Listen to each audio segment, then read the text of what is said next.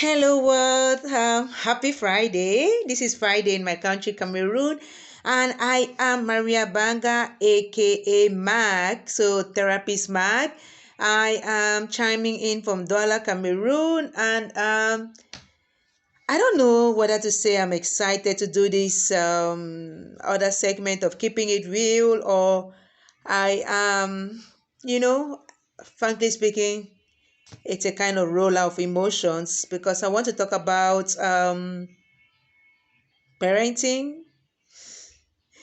Okay, well, so yeah, I'm specialized in mental health and relational wellness, and I just realized that sometimes when I talk about something on Tuesday, briefly get more towards promoting my work and just musing on something therapeutic related or stuff like that.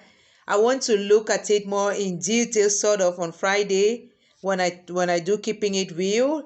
Um Whatever be the case, I use my personal experiences a lot. That's my purpose in life, and I'm good with that. I follow a lot of people who use their lived experiences to do whatever they're doing, and they have many people following them. And although I'm not crazy about those following me or watching or viewing or anything, I'm just so happy to do my thing. And I'm honestly um happy that people don't troll me anymore for doing my thing the way I'm doing it, with my crop sitting on my chair, anyhow, wherever, and all of those kind of things.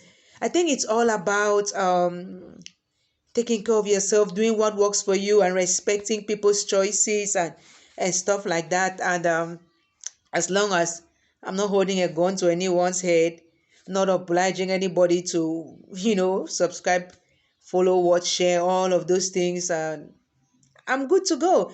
And when people come to therapy, they come with muggles, as I call it, mind muggles, and they're not focused on whether your office is how beautiful, all of those things. Anyway, in my case and in my country, I wouldn't care if I go to a therapist's office and it's all over the place. That's the state of my mind anyway. So I want them, the quality of what they're telling me, to help me, not the decor and the AC and all of those things. Yeah, a minimum is required. But anyway, so let me come back to this thing, parenting.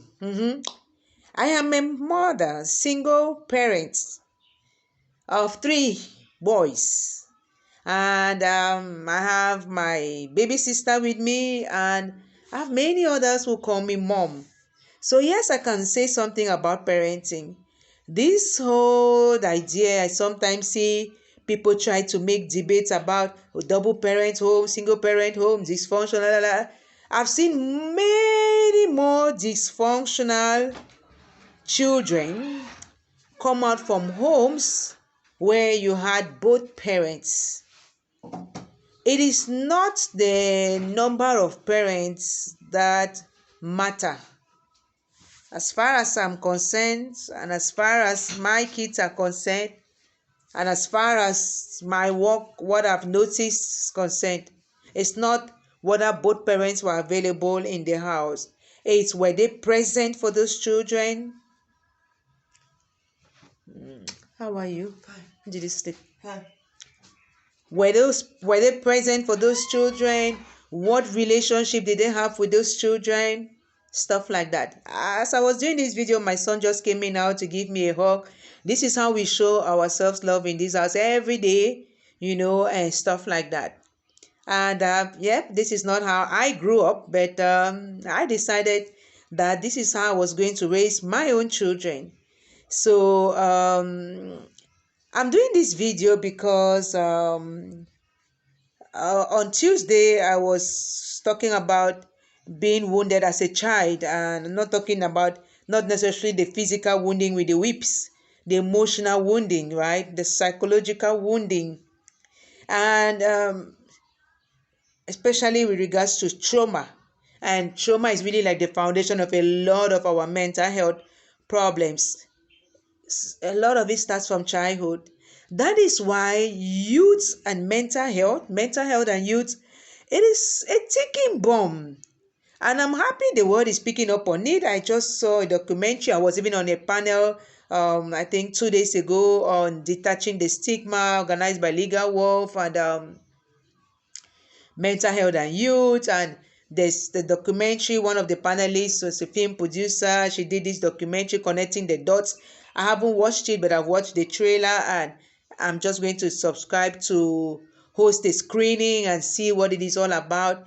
But that's the conversation we need to keep going, because for me it's like our children, they are the foundation.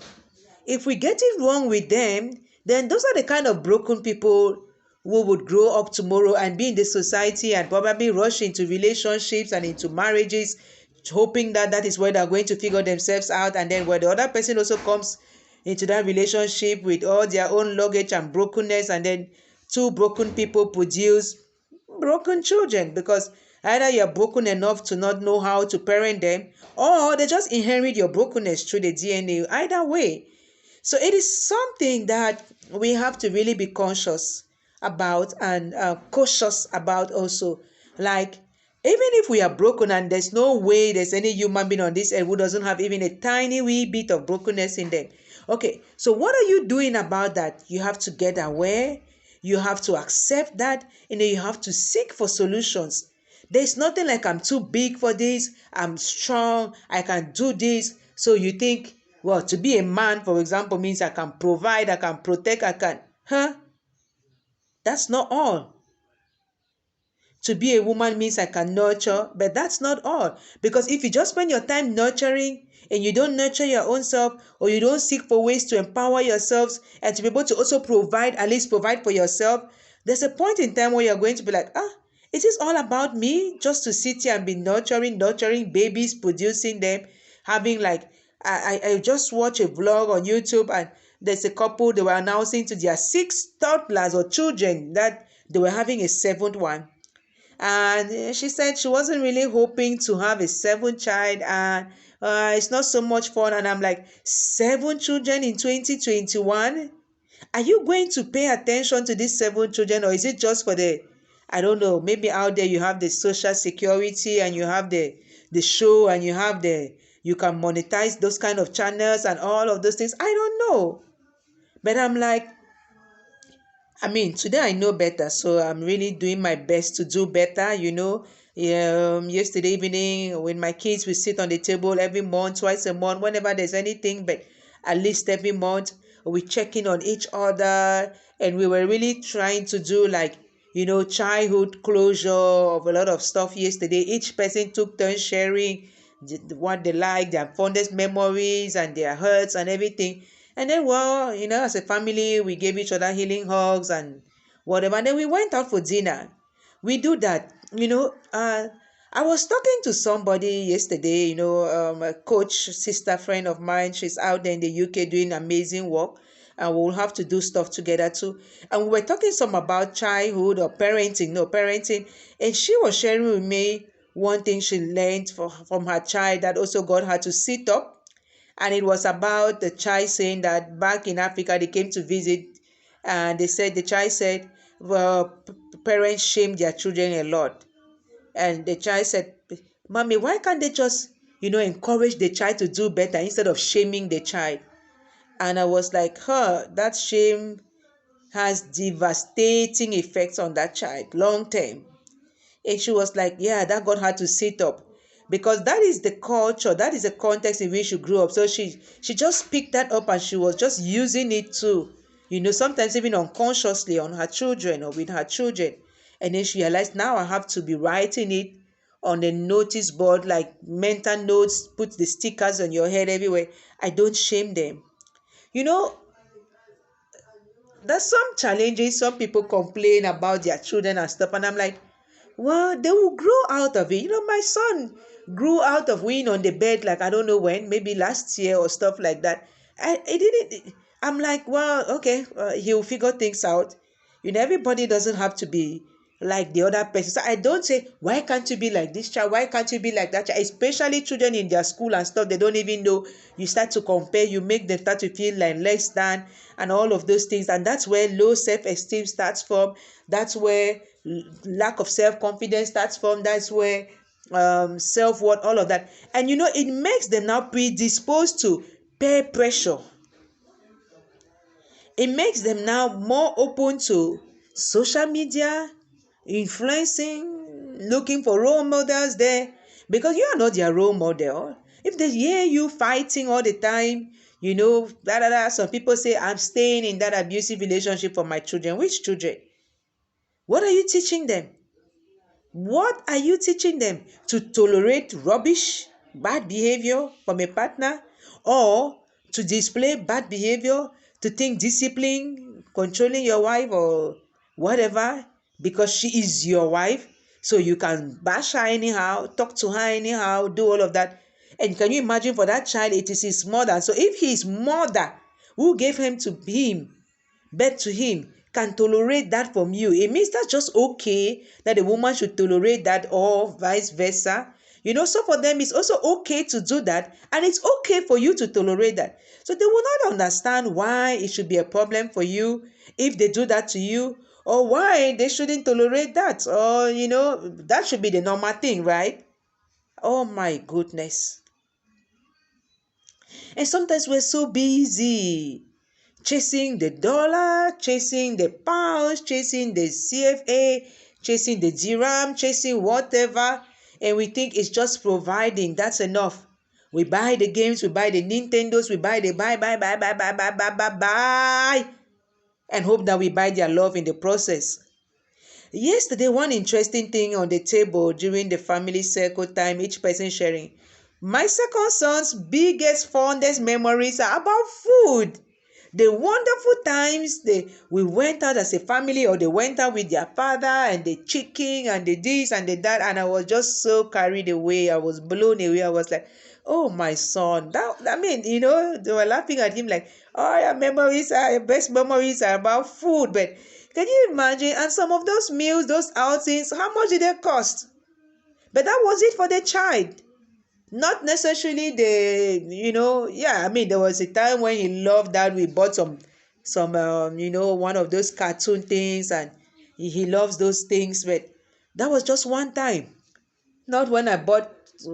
I'm not even into the buying culture, but I think I bought a few expensive things, or brought some things from Brussels or from Tanzania, thinking I've killed it, and nobody mentioned any of those things that I used to bring from Tanzania or from Brussels. Oh my goodness. It was so funny yesterday.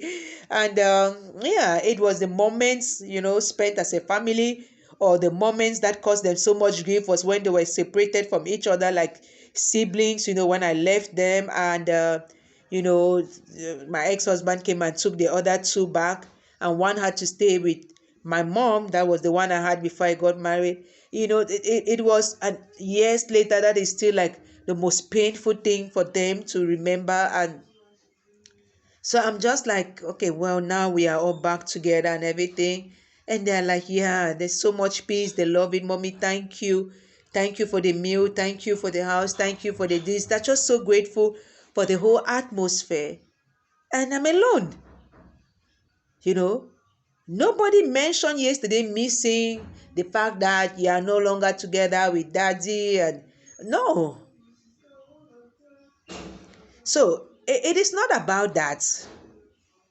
As much as it is beautiful when they grow up in a two-parent home, whatever two-parent is for you, it could be same-sex, it could be whatever. I'm not into those things, so I don't frown on whatever. Anybody make their choice, it's their life, but if it's going to hamper the child's own development, if it's going to produce one more broken, wounded child, and now that child as an adult will not be able to figure out what they want to do with their life, or they will just keep getting roadblock to roadblock, bridge to bridge, relationship fiasco to relationship fiasco, and then they have to now come for therapy and chunk out some much money, which might not have been the case if we at least laid a good foundation for them, right, as parents.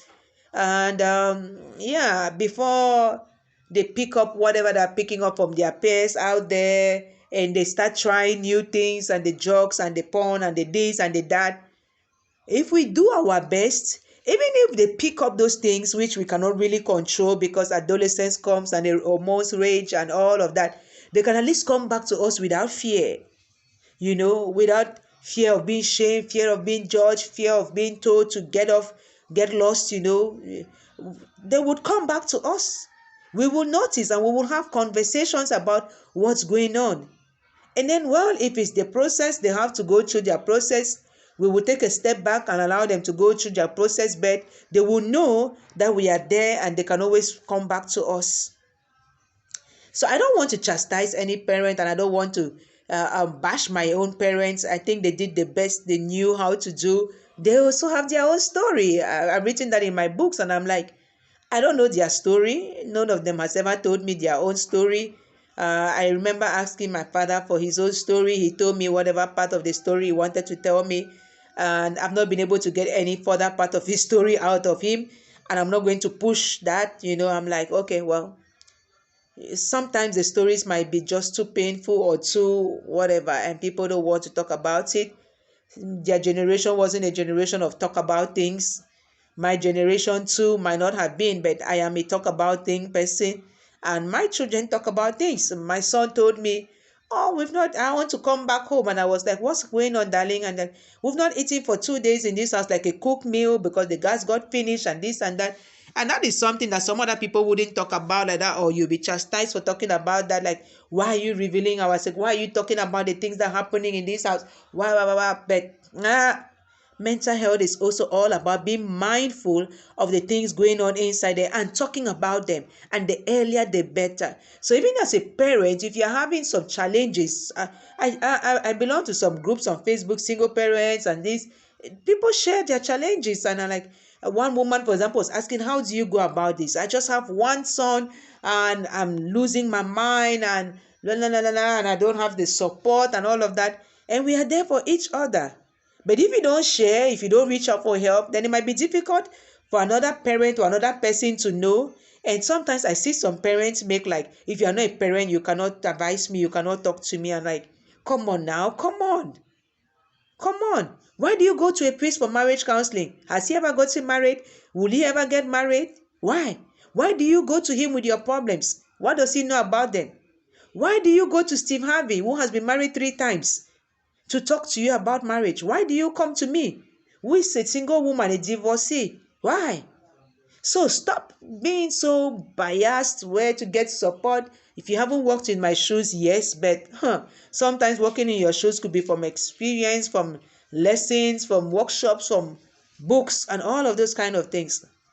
So this vlog has been kind of long. I'm clocking 20 minutes and I wasn't expecting to do this, but it's because it's something so close to my heart, and I'm hoping that people watch and people think about it and people don't see it like trying to bash people. I'm not perfect. I'm not even striving for perfection. I'm just doing my best, and I'm just trying to encourage people, but I just keep it real. And I say, well, make peace. If there's something in your own childhood, the way you were parented, or which you didn't like me, for example, the fact that I was trashed mercilessly, I talk about it now, I laugh, but it haunted me for long, and I made peace with that just recently, But that is it. I don't trash my kids, I don't beat them, and that might not be the best option, but once in a while I also lose it and I beat very rarely. But so that is it, right? We are just trying, and let's give it our best, okay? Until next Friday for the next Keeping It Real segment. Remember, this is weekend. As a parent, take some time off. I'm actually taking this weekend off. I'm going to work out now and then just get going and turn off my phone and stuff. Just relax by the sea, reading. That's my best way to chill. And then maybe go out for a drink or two and just read, and just have a wonderful weekend, everybody. God bless us all.